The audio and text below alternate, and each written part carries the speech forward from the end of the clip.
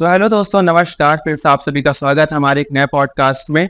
दोस्तों, जैसा कि आप सब देख रहे हैं, हमारे देश में जो एक घटना हो गई है, ये बहुत ही शर्मनाक है और बहुत ही दर्दनाक है, क्योंकि ये जो घटना हुई है, ये मानवता को तार-तार कर रही है। इसी चीज़ के उसमें हमने मैम को बुलाया हुआ है और मैम से हम जानना चाहते हैं कि ये घटना या इस तरह की घटनाएँ क्यों बढ़ रही हैं। तो हम स्वागत करते हैं डॉक्टर अमिता कुबेले का, जो कि एचओडी रह चुकी हैं गृह विज्ञान यानी होम साइंस की बछावा डिग्री कॉलेज में। और मैम बहुत सारे सोशल वेलफेयर एसोसिएशन से भी जुड़ी हुई हैं। तो मैम, बहुत सारा आपका स्वागत है।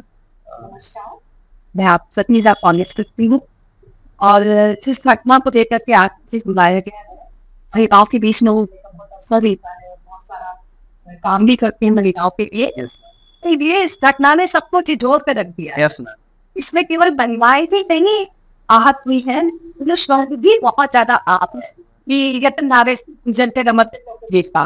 जैसा हमारा भारत है, तो क्या वहाँ पर जैसे 9 देवियों की हम पूजा करते हैं, माँ सरस्वती की पूजा करते हैं, माता की पूजा करते हैं, धरती माँ को मानते हैं, वहाँ एक वो महिला जो खुद की डॉक्टर है, अपना पूरा जीवन एक ऐसी सेवा को समर्पित किया जो की वो देखभाल कर सके। और उसके साथ ऐसी गंदगी, और उसी कैंपस में जो उसका गुरु मंदिर होता है, विद्या जहाँ से विद्या अर्जित की जाती है, तो वो जगह वैसी ही और आदरणीय हो जाती है।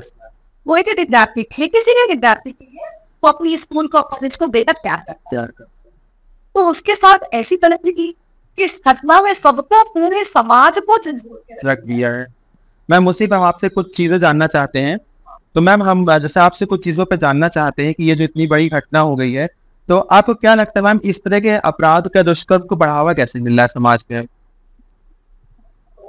इस तरह का बढ़ावा घटनाएं के पहले भी हुआ करती थी जी, है ना।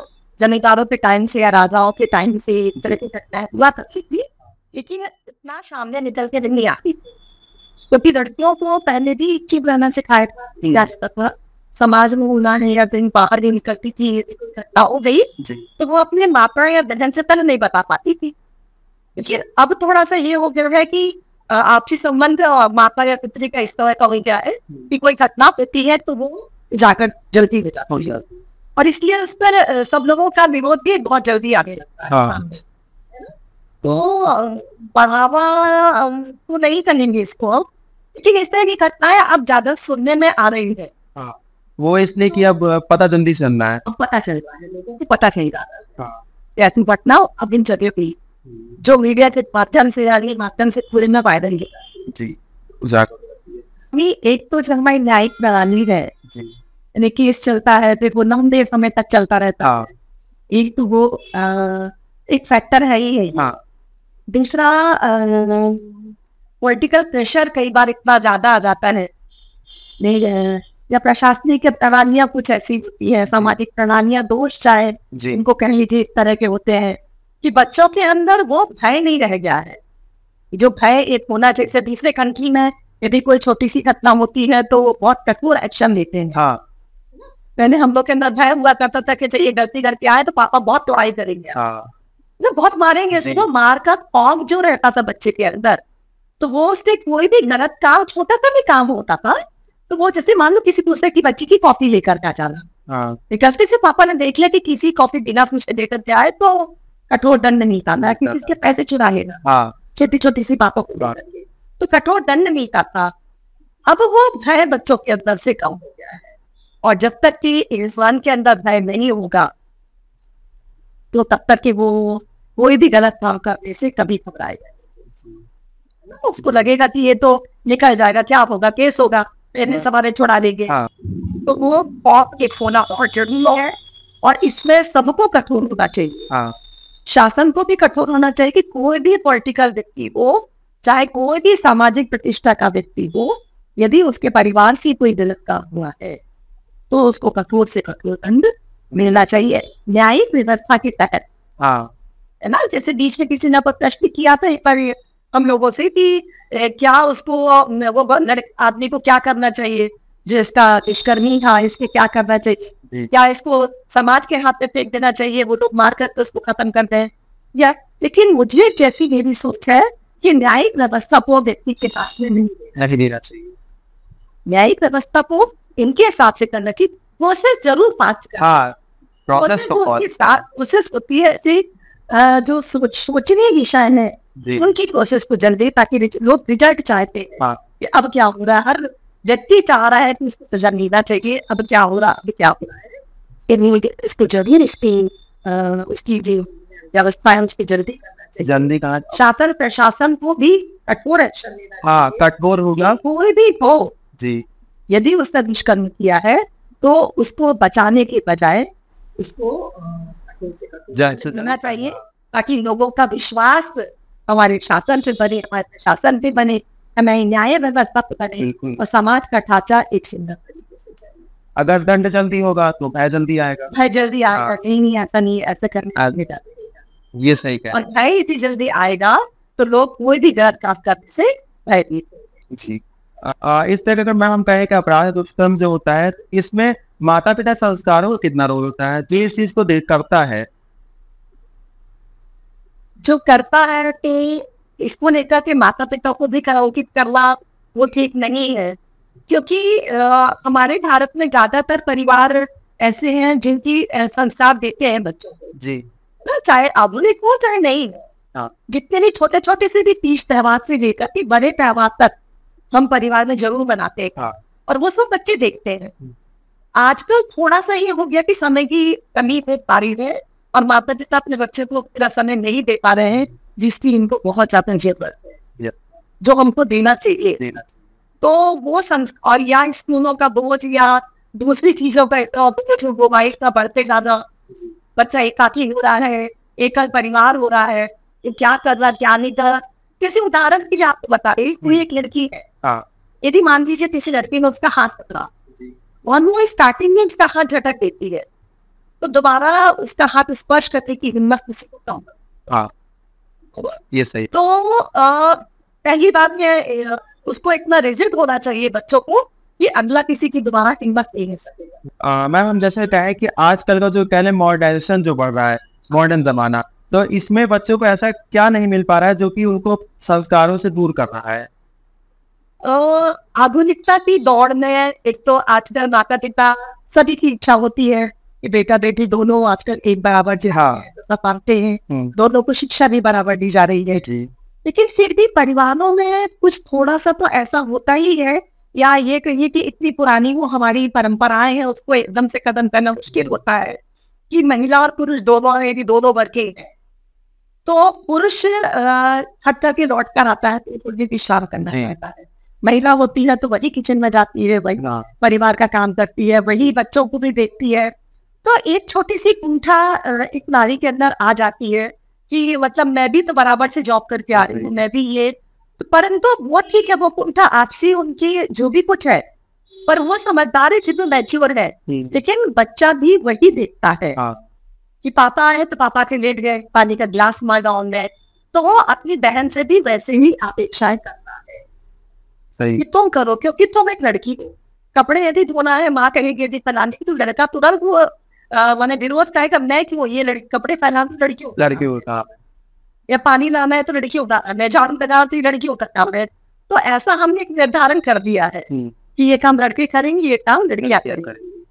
तो मॉडर्न युग में यदि आप ये सोचो कि हम वस्त्र पहन करके या हमारे बच्चों को आधुनिक वस्त्र दे करके या उच्च शिक्षा दे करके हम अपना दायित्व पूरा कर रहे हैं, तो ऐसा नहीं है।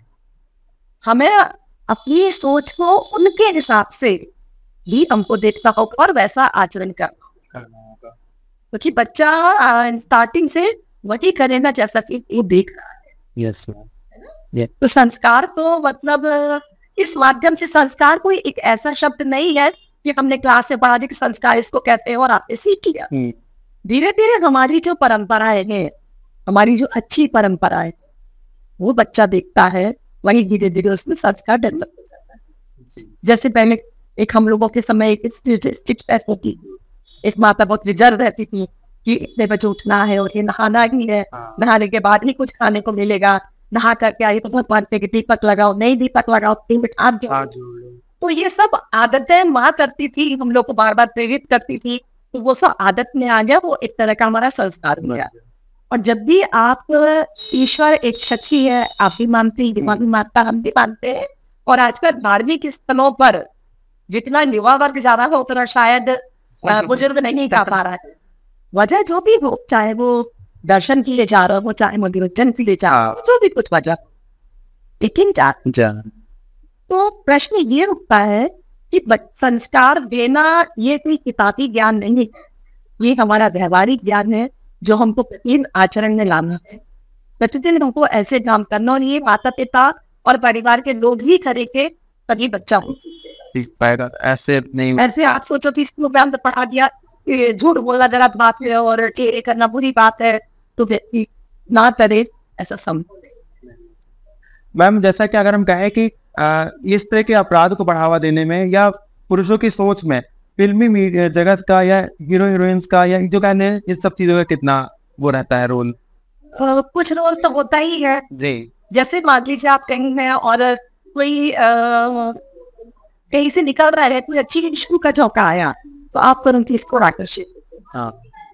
यदि उस तरह से आपका यदि पहनावा या आपकी बोलचाल या आपका कई बार ढंग, जरूर कुछ बातें हम समाज में महिलाएं रहती है, जाती आती है, तो हमें भी अच्छा नहीं लगता है कि पुरुष को अलग अलग उन्होंने बनाया है जी। तो कहीं ऐसा ना हो विधाता को भी सोचना पड़े कि क्या मनुष्य की रचना मेरी भूल थी, जैसी दमनगी हो रही है, उससे तो यही लग रहा है कि केवल पुरुष ही होते, तो शायद कोई दूसरा सिनेरियो होता, या केवल महिलाएं ही होती, तो शायद कैसा समय होता, लेकिन दोनों है।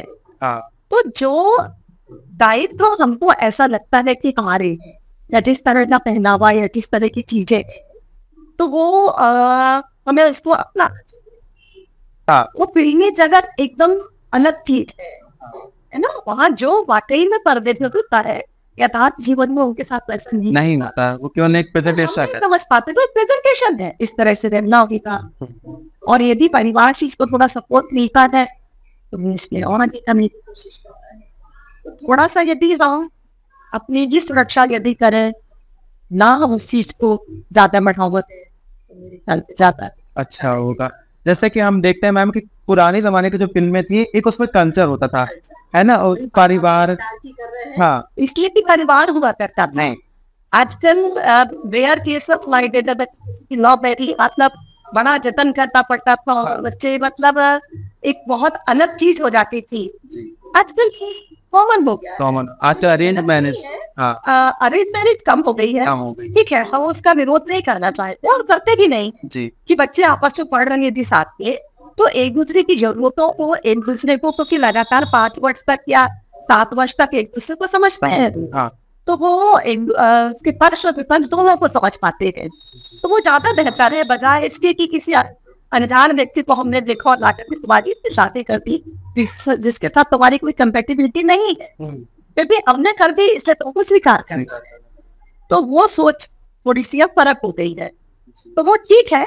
लेकिन फिर भी एक नए माता पिता का होना बहुत अनिवार्य रहता है कि कहीं बहुत भावावेश में आकर के तो नहीं बच्चा एक भी तक, या इस तरह की बातों पर एक बड़ों की निगरानी, क्योंकि अब उनसे उम्र में लगभग उतने होते हैं, तो कुछ सोच तो अनुभव के माध्यम से जाता है।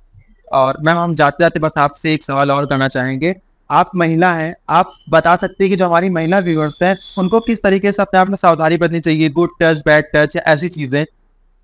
बिल्कुल, वैसे भी भगवान ने दिव्य शक्ति कहना चाहिए हर लड़की को दी है, वो समझ आती है, जैसे एक भाई ने उसका हाथ पकड़ा और एक अन्य व्यक्ति ने उसका हाथ पकड़ा, उस स्पर्श से उसमें ये ताकत होती है कि इस स्पर्श को पहचानती है।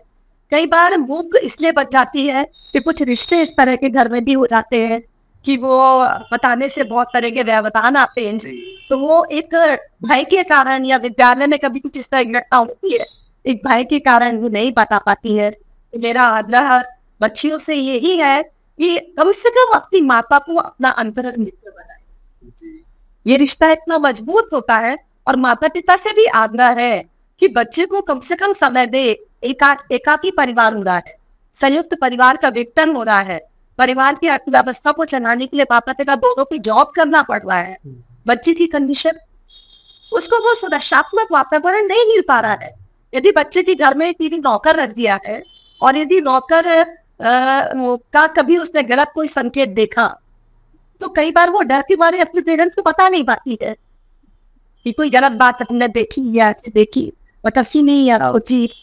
तो बच्चे के अंदर से वो खौफ अलग करना चाहिए, लड़का लड़की के इस भेद को भी कम करना चाहिए कि अमुक काम लड़का भी करे लड़की भी करे।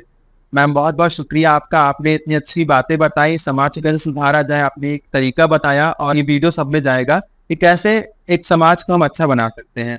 बहुत बहुत शुक्रिया मैम, आपने बहुत मुझे समय दिया हमें।